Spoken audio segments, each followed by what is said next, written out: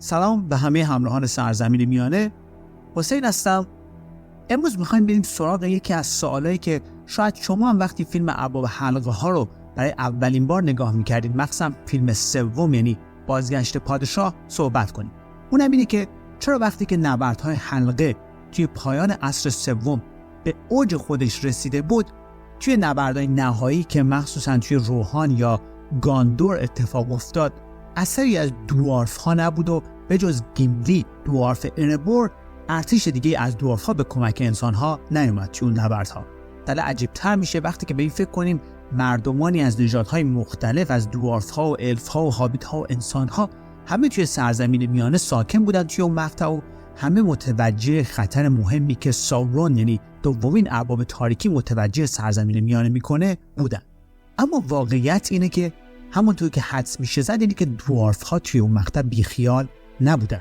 جمله‌ای از قول گندالف جادوگر سفید هست که میگه که زمانی که به نبرد بزرگ دشت های پلنور فکر میکنی، یعنی همون نبردی که توی فیلم بازگشت پادشاه در برابر دشتی که دشت بزرگی که مقابل شهر میناستریس هست اتفاق میفته،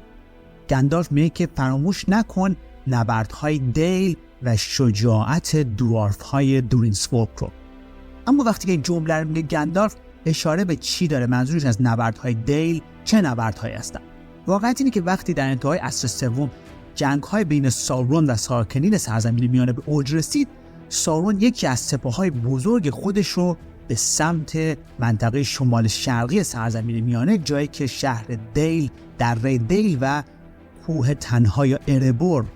جا داره، فرستاد. اینجا همون جاییه که خیلی از اتفاقات فیلم هابیت اونجا میفته. اگه یادتون باشه کوه تنها توی مقطع فیلم هابیت تحت تسخیر یک اژدهایی است و خلاص یک سپاهی بزرگ از سپاهیان ساورون که خیلی هاشون راه میفتن به سمت قلمرو گاندور، امپراتوری گاندور، یک سپاه بزرگی هم ساورون میفرسته به سمت شمال، به سمت کوه تنها و سرزمین دیل. این سپاه که به فرمان ساورون به اون منطقه حرکت میکنه، به سمت اون منطقه، بیشتر تشکیل شده از مردمان ایسترلینگز، مردمانی که توی سرزمین‌های خیلی شرقی تر زندگی میکنن و یکی دو صحنه مربوط به اونا توی فیلم ارباب حلقه ها رو دیدیم با زره‌های خاص خودشون. خلاصه سپاه بزرگی از مردمان ایسترلینگ راه میافتن در منطقه شمال شرق، میرن به سمت دیل و کوه تنها و اونجا روبرو میشن با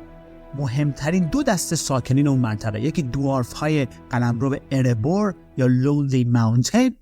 و یکی هم مردمان سرزمین دیل، همون شهری که گفتم سالهای قبلش رو توی فیلم هابیت دیده بودیم. و در اون قسمت در واقع شاخه شمالی نبردهای حلقه آغاز میشه بین مردمان ایسترلینگز و مردمان دیل و دوارف های قلمرو اربور. کمی اون طرفتر الف های قلمرو میرکوود که میدونیم تحت پادشاهی تراندویل زندگی میکنن، اونا هم تا حدی به این نبرد کمک میکنن و البته اونا هم با نبردهای کوچیکی، با نبردهای اورک‌های دولگولدور که دوباره توی فیلم هابیت دیدیم، اون مخروبه‌ای که توی جنوب جنگل میرکوود هست، اونا هم توی اون شاخه شمالی نبرد در واقع درگیر هستن با اون اورکا. یک دلیل دیگه هم که ساورون این کار رو میکنه اینه که ساورون خیلی میترسه از این که دوباره دشمنانش با هم متحد شن و اگر سپاهی رو نفرسته به سمت شمال، اگر اون ارتش دوارف‌های اربور راه بیفتن بیان به سمت قلمرو گاندور، دوباره اتحاد شکل میگیره، اتحاد بین سرزمین‌های جنوبی و شمالی که ساورون از این مسئله خیلی میترسه، چون رو یاد نبرد آخرین اتحاد یا لاست الاینس میندازه توی انتهای عصر دوم که اگه یادتون باشه توی اون نبرد این اتحاد باعث شکست سنگینی به ساورون میشه.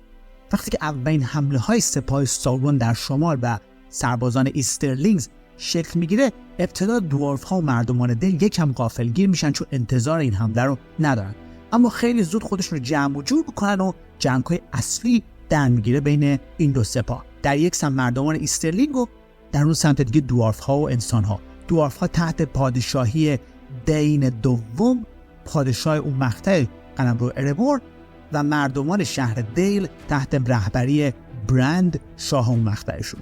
نبرد خیلی شدیدی آغاز میشه. سپاه دوارف ها و انسان ها قدرت خوبی داره، دلیلش هم اینه که اونا از سلاح‌های خیلی خوب و خیلی قدرتمندی که توسط آهنگرای خیلی زبردست دوارف ها ساخته شده توی اربور استفاده میکنن. اما توی اون سمت دیگه سپاه ایسترلینگ ها خیلی بزرگه و بعضی جا حدوداً نوشته میشه که در حد 200,000 نفر جمعیت داره و این باعث میشه که خیلی نبرد سخت پیش بره برای دوارف‌ها و انسان‌ها و اونا هی عقب نشینی کنن به سمت قلمروهای خودشون، یعنی اربور و دیل. بعد از گذشت 3 روز از آغاز نبرد اصلی، همینطور دوارف‌ها به عقب رانده میشن و تا جایی که نبرد میرسه دیگه به دروازه‌های اصلی کوه تنها و قلمرو اربور. اونجا تعداد زیادی از دوارف‌ها کشته میشن، تعداد زیادی از مردمان ایسترلینگ کشته میشن،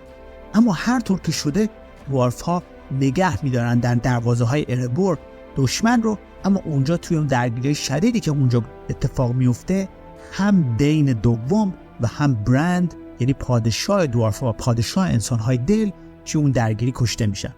در حالی که اوضاع خیلی خوب پیش نمیره و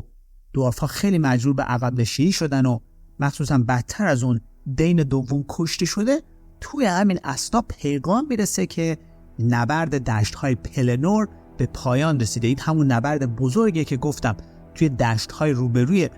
شهر میناستریس اتفاق میفته و توی فیلم ارباب حلقه‌های سوم خیلی کامل دیدیمش. خبر میرسه که بله اونجا مردمان گاندور به کمک مردمان روحان تونستن جلوی سپاه سارون بایستن. و وقتی این خبر به سپاه سارون و مردمان ایسترلینگ میرسه، خیلی روحیه‌شون رو از دست میدن و از اون طرف سپاه دوارف‌ها و انسان‌ها یک روحیه مضاعفی به دست میارن. این دو سپاه که حالا تحت رهبری 2 تا فرمانده جدید، یعنی بارد دوم رهبر انسان‌های دیل و تورین سوم که معروف به کلاهخودسنگی، تورین کلاهخودسنگی رهبر دوارف‌ها رو بر عهده گرفته، دوباره حمله رو شروع میکنن و این بار با روحیه موفق میشن محاصره رو بشکنن و مردمان ایسترلینگ رو به عقب هل بدن و به عقب برونن. و اینطور میشه که شاخه شمالی نبرد سارون به علیه مردمان سرزمین میانه، یا همون نبردهای حلقه، به سود دوارف‌ها و مردمان دیل به پایان میرسه. خیلی ها میگن که توی این نبرد یا قبلش یا در حینش 2 تا جادوگر آبی یا بلو ویزارد که خیلی معروفه توی سرزمین میانه، سالیان سال هم اونجا بودن و زیاد ازشون خبری نیست. خیلی هم میگن که توی این نبرد اینا هم یه جورایی کمک کردن، مخصوصا احتمالاً قبل از آغاز نبرد با ضعیف کردن سپاه ایسترلینگ و اونجا برنامه‌ها اونا رو به هم ریختن. و خیلی هم میگن که یکی از دلایلی که موفق نمیشن سپاهیان ایسترلینگز و سپاهیان سارون شهر اربور رو تسخیر بکنن، همین کمک غیر مستقیم جادوگران آبی یا بلو ویزاردز توی مناطق دور شمال شرقی سرزمین میانه است. همینطور که میدونین توی فیلم ارباب حلقه ها، فیلم سوم، این نبردها کاملا حذف شده و اصلا هیچ حرفی از مشکلاتی که توی مقطع دوارف های شهر اربور دارن گفته نمیشه و اصلا از این نبرد بزرگ صحنه وجود نداره به خاطر زمانبندی فیلم. اما واقعیت اینه که از نظر استراتژیک و نبردهای حلقه توی پایان عصر سوم، این نبردها خیلی مهم بودن. خیلی هم میگن که اگر اون نبرد به سود سپاه سارون و انسانهای ایسترلینگ به پایان میرسید، خیلی زود احتمالاً اون سپاه میرفت به کمک اورک ها و گابلین های دولگولدور. به کمک اونا میتونستن خیلی سریع و خیلی راحت سپاه کوچیک الف ها توی جنگل میرکوود و سپاه تراندویل رو شکست بدن. الف ها اونجا شکست میخوردن.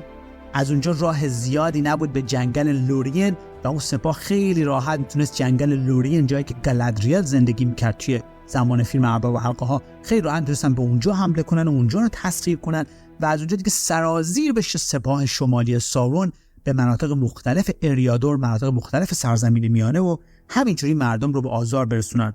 بدتر از اون اینه که اگه این اتفاق میافتاد، از مناطق شمالی راه باز میشد به سمت سرزمین‌های قلمرو روحان که حالا کاملا خالی بود از هر گونه دفاعی، به خاطر اینکه سپاهیان روحان رفته بودن به قلمرو گاندور به کمک مردمان گاندور و یک فاجعه رخ میداد که این سپاه همینجور میریختن، وارد میشدن به سرزمین‌های مردمان روحان و اونا که هیچ دفاعی و هیچ سربازی اونجا نمونده بود و کاملا از بین میبردن. و اگر هم سپاهیان روحان تصمیم به برگشت و عقب نشینی میگرفتن برای دفاع از قلمرو خودشون، این کاملا قلمرو گاندور رو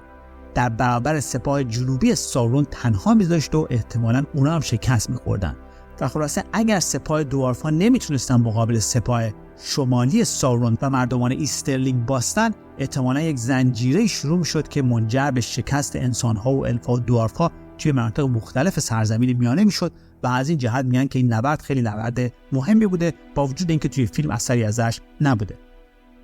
همونطور که گفتم توی این درگیری سخت خیلی از دوارف ها مخصوصا پادشاه اصلیشون